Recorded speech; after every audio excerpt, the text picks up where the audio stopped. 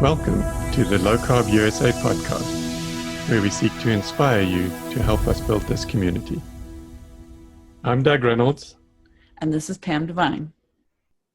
Hey everyone, so I've got Dr. Ravi Kamepalli with me today, and talking about something that we haven't actually addressed before, and there's the only doctor that I know of that actually talks about this, and that is the benefits or the effects of metabolic health and the ketogenic diet on wound care and infectious disease. So welcome, Ravi. It's really interesting to have you on here. Please tell us a whole lot more about your work in this area. Thank you, Doug. I mean, first of all, thank you for doing what you do at LowCarbUSA and the Metabolic Health Society that we were part of starting. And amazing work being done by you for a long time. And for me, this has been a journey of passion, and I should say more so an obsession.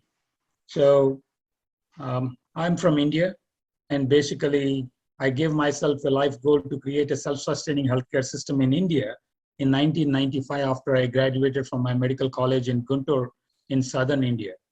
And decided that I was not able to do that in India itself. So I kind of came to US in 97 and got my infectious disease fellowship done in 2003 and tried to do something in 2008 to set up a wound center in India and failed miserably at it, and then figured out that I need to get into telemedicine, and I'm a part of a telemedicine startup company which does diabetes prevention program virtually, and I was part of starting that in 2014, after which I got interested in metabolic health, and I myself kind of became obese by then. And then also it so happened that there was a personal tragedy in the family, and that made me think about brain aneurysms and why brain aneurysms happen. And I found out that because of genetic analysis of my mother who passed away because of brain aneurysmal bleed.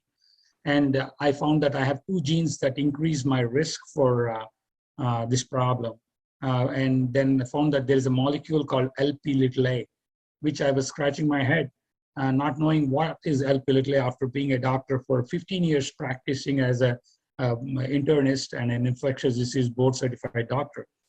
Found out that Lp(a) is nothing but an LDL molecule with a tail on it, and then looked up and said, I don't know nothing about lipidology, and then came up with the idea of concept, what I call as a disease triangles, which is on the background here. I can explain that if you want me to later, but then ended up getting into Keto world, and was glad to have attended the 2015 Obesity Medicine Association conference. From there, from that year end onwards, which was 6 months after my mother's passing, I got deep into this whole rabbit hole. And the more I dig, more I learn, and more I know that I don't know anything. So with regard to wound care, I mean, how is that affected by nutrition, and specifically the kind of nutrition we talk about? So basically, in 2003, when I went to Lima, Ohio, where I moved to after my fellowship, I lucked out, and I was a part of a startup of one of my wound centers that are into hyperbaric therapy and all that's done in wound care.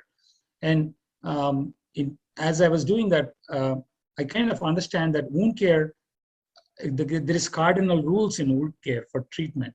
For a diabetic foot ulcer, you need to heal 50% of the diabetic foot by 4 weeks.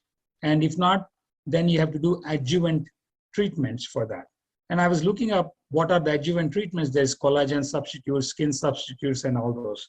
But when you look at the core process of wound healing, there is a few things. One thing called debridement, which is cutting off the devitalized dead tissue, and exudate management, the drainage management. There's different dressings and wound vac machines that we put on, and infection control, which is, I'm an infectious disease doctor. You do antibiotics and all those different things, and like local antimicrobial dressing.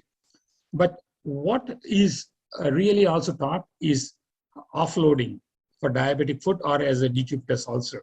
But what is totally neglected is nutrition. So this is the fifth point, which is really neglected. And what we are taught in wound care is, okay, there are vitamins. You give vitamin A, vitamin E, obviously vitamin C that is needed for collagen formation, and zinc and arginine. And basically, we tell them that, and also obviously we tell them that give extra protein. Now, when we do all that, most of the protein that is being replaced in wound care is like this Ensure, or the products that are plant-based products, or something that you are able to put out of a can, which has a lot of other material that is kind of insulin stimulating. And I mean, like, I don't think that we are doing patients a good service if you are trying to just pour in all these things without correcting the root cause of what made them get there. So it is without root cause thinking, I think healthcare is kind of not doing right by the patients. And when people come to me, they come with a problem of an infection. And every time I treated my patients with the infection, they got better, but 6 months or a year later, it's like a revolving door in my office. And that's when I started looking at different things and trying to understand why things are happening like this, and found out that nutrition is a huge thing. And in the beginning of this whole thing, before even getting into obesity medicine, I used to push my patients or educate them as much as possible, say to go and do gastric bypass or lap band, or I used to find some lap band doctors and get my patients to go to them. But then I was seeing that these lap band patients used to come back, and they used to lose like 70 pounds or 50 pounds and come back again. In a year later, they are back in the same problem. So I said, I'm not doing right by this. So, and then I started reading up on this keto nutrition, low carb nutrition, and I found out that it really has to do with insulin resistance. And I've started putting them into this low carb nutrition. It's not easy to get them into the nutritional ketosis that I want to get them to. But what I've noticed is at least cutting the carbs down really helps them heal. So most of my patients with wound care, as I'm doing all the steps of debridement, exudate management, infection control, I keep talking to them at what they are eating. Sometimes when I walk into the room, they are being served this pancake with syrup and some orange juice and all those in there. So I just ask them, what do you think this is doing to you? Do you know what this is? And do you know that you're having all these problems? Oh, I don't know. Can you tell me more about it? That I can kind of lead them into that thinking. And I have had amazing success with people who are compliant and who understand it and who are ready to learn. So, but then one person doing it is an issue. But now with all these diabetes reversal programs, all these processes that are with more providers getting on board, I think things are going to be amazingly different. And that's why I kind of preach this every time. And I keep talking about it, like, except 6 hours of my sleep, the rest of the time is thinking about how I can make this better. So. Right. And so you mentioned infectious diseases as well. So, I mean, are you finding exactly the same thing, that if people cut out the carbs, is it that they recover from those infectious diseases, or is it that they are more robustly immune from them, or how does that all work? So basically, I wrote an opinion piece. Suppose in 2016 and 17, when I had this whole process of my thought process change over. So I keep telling my doctor, my patients, they say, "Oh, are you a doctor?" No, I just act like a doctor. I tell them that. The reason I say that is because I don't know anything. I'm still learning. I'm still learning in this process. Because see, as I'm going through this, until 2015 and 16, I was preaching a different kind of thinking. A doctor is a teacher. So, but then to teach, you have to learn and you have to grow and then you have to give. So the process of trying to understand how I came to this learning of nutrition and infection is by understanding that insulin resistance is a core problem. Now, the best example, I think COVID has been a teacher. And before even COVID, I was lecturing on how wound care and healing can happen, say a surgical wounds when you do bypass surgeries, or when people have problems with the knee, when there is a BMIs of more than 35, the outcomes of healing with the knee or a coronary artery bypass surgery. There are studies that I quote in my videos as a research opinion on wound healing. But post-COVID, as you can see, comorbidities. So we talk about vaccines, we talk about masks, which is what I promote. And in fact, you see, today I got my vaccination for influenza for this season. So I promote vaccination, but vaccination is an immune system augmentation.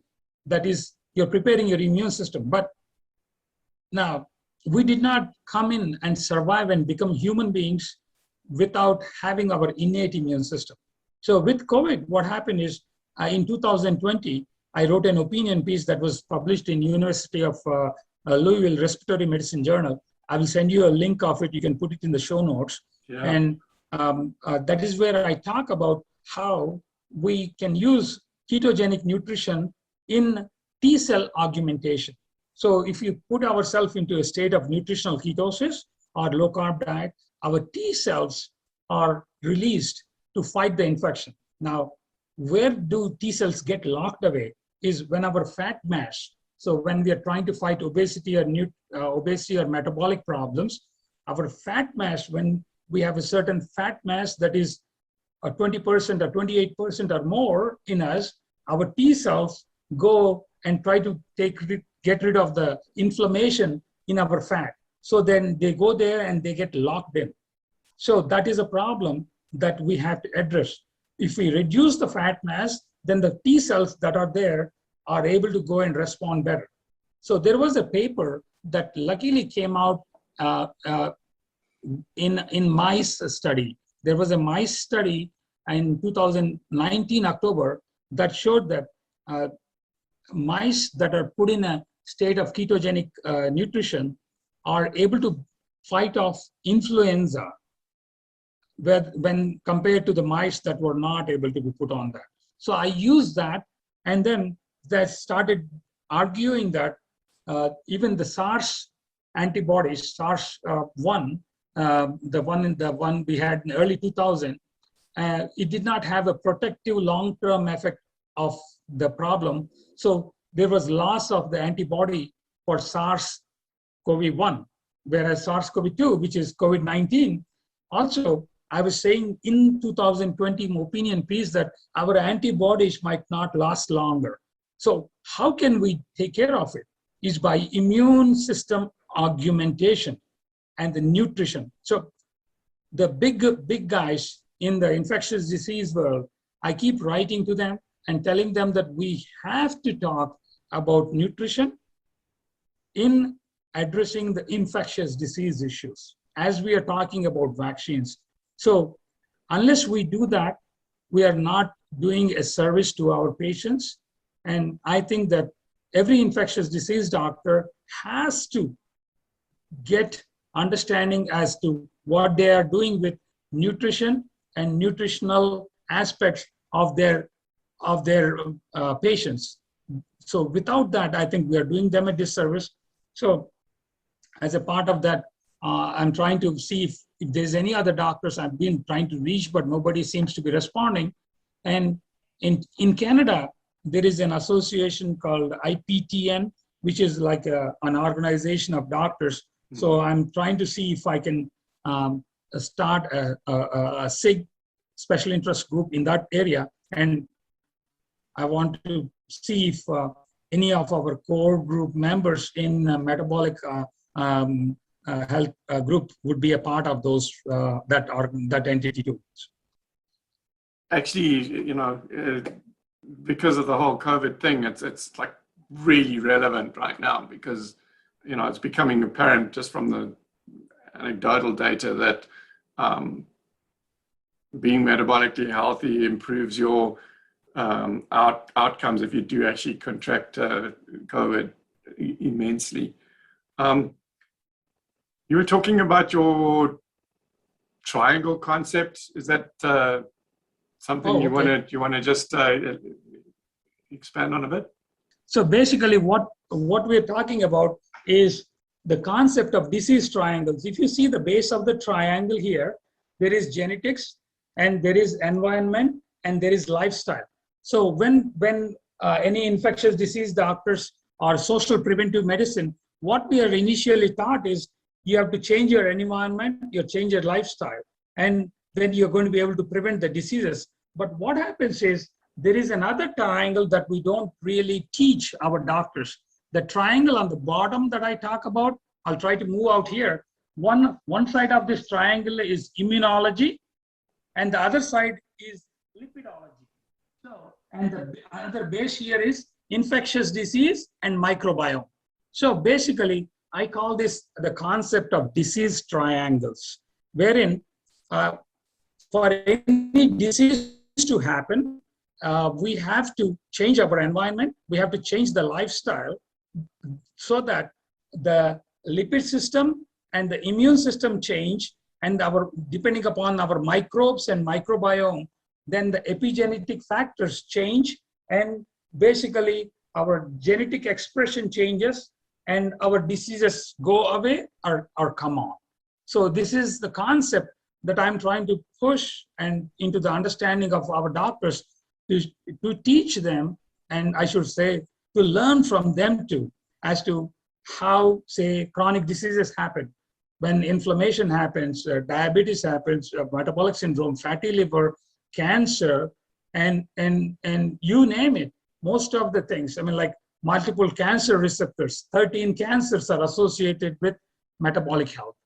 And infectious disease outcomes are because of that. And people say, like say, even in a sepsis, there is a significant problems with inflammation.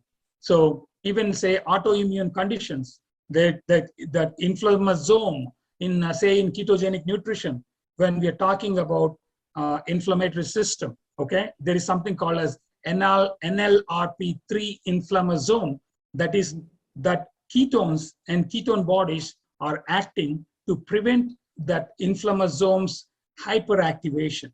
So even in sepsis, the interleukins and all these are affecting them. Even in like even when there is cytokine storm and all these processes, the inflammatory processes, like there's some cells called Th17 pathway. You know, the immune system is complex. Though I'm an infectious disease doctor, I am still learning. So what I also try to do is, in 2008, when I started the wound center in India, I kind of had, like I said, I lost my shirt on it a little bit, but I recouped myself and then went after trying to understand the whole process and started an organization called Indian Podiatry Association, which teaches podiatry and wound care in India from 2008 and 9. And we have around 3,000 doctors in that organization, where I am kind of the vice president of that, staying in US. And we have like doctors across the country in India. So I'm kind of looking at this as a world vision of solution delivery, wherein now I have around almost 350 to 400 doctors of those 3,000 doctors that are focused on nutrition. So every time I learn a point here, I'm dumping it on them and pushing a proper human nutritional process to them, so that then they ask me questions like, you know, like sharing, and they ask how is this done. So then it's like, you know, you learn together and you make things better. So I'm trying to create this metabolic global village. So wherein so what happens to, say, people with my genetic heritage And what happens to the people with, say, African American genetic makeup? So the idea is moving away from mass medicine mindset to N of one medicine. So I call, we right now are taking, I do clinical trials, by the way. I have done 72 clinical trials myself. And in these clinical trials, we take 500 to 600 people or 1,000 people and compare it with another 500 people without the intervention and say this intervention works. But the problem is when we apply that to even the next person, the outcomes might be different, you see? Right. So I call that mindset of medicine M3 medicine, mass medicine mindset. We need to do drug trials, we need to do clinical trials, but also we need to do N of one trials. So that is where we have to use different technologies like people, process, and technology to change healthcare. We need to move from an understanding of simply doing this mass medicine mindset, but then taking that population health idea and narrowing it down to the personal health. So that is where healthcare is going. And that is where we have to empower the doctors so that, first of all, they have to learn about their own metabolic health first. So that it's like a guy like me who understands their own problems or who kind of thinks they understand their own problem cannot but take care of themselves, their family, their friends, and their patients who come to seek for their help. I mean, like, I cannot but get away from it. Even if you put a gun to my head, I'll still say the same thing. You cannot change my tune. So the reason is that you see the truth in what's going on with personalizing a solution for yourself. And you cannot but just change from that. So you mentioned to me a bit earlier about videos and stuff that you put out in that. So do you have a like a YouTube channel or a Facebook thing or something? How can people who are interested in all this work that you're doing, how can they go and learn more about basically about YouTube channel. So my website is nobadbugs.com. I'm an infectious disease doctor. And on the bottom, there is my social media links, which is my YouTube channel, my LinkedIn, my Facebook, and Twitter handle is @woundphysician. And LinkedIn is my name, Ravi Kamepalli. And basically, I keep tweeting or posting 2 or 3 times a week. And whenever I'm pissed off at the world, a little bit. So. Yeah, no, that's brilliant.